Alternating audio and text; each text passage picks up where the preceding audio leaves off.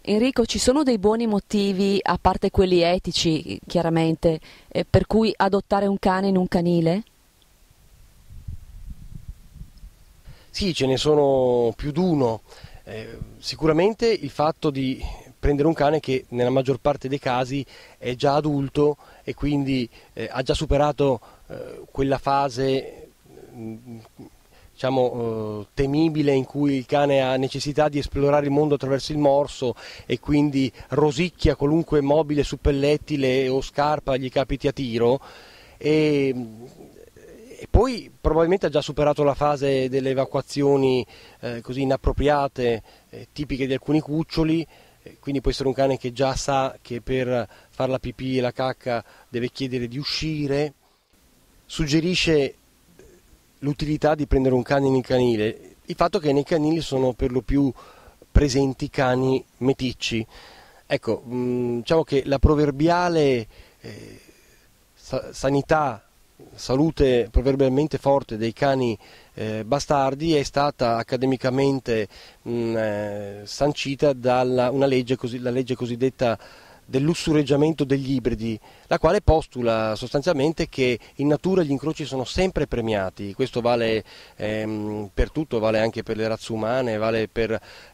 diciamo che negli incroci si riduce la consanguineità e quindi si ha una minore espressione delle tare genetiche, molto semplicemente. Quindi questo è il motivo per cui i cani meticci sono assolutamente e notoriamente più sani rispetto ai cani di razza.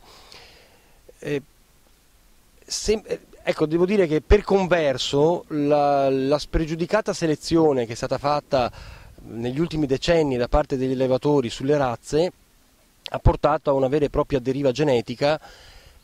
tale per cui si può ragionevolmente parlare di maltrattamento genetico. Cioè, quando adesso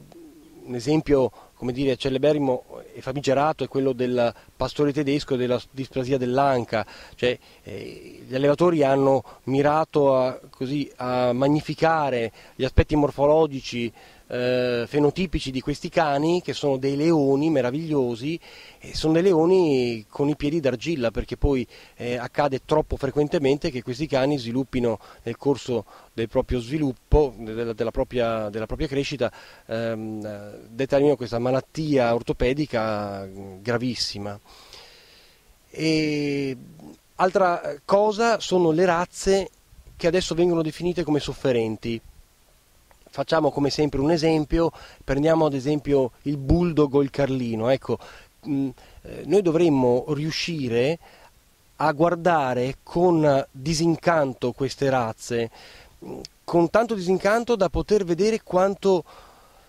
esse siano davvero sofferenti solo per il fatto di essere tali. Se nascesse da un pastore tedesco, che è il cane così più vicino al suo antenato, al suo predecessore, al lupo, se nascesse da un pastore tedesco un bulldog inglese,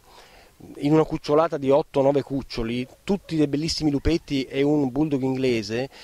ecco, la gente direbbe: mio Dio, è nato un mostro, un animale deforme, non può respirare, ha le canne, senza canne nasali, ha le ossa deformi, è condannato all'artrosi e d'estate diventa cianotico perché non respira, è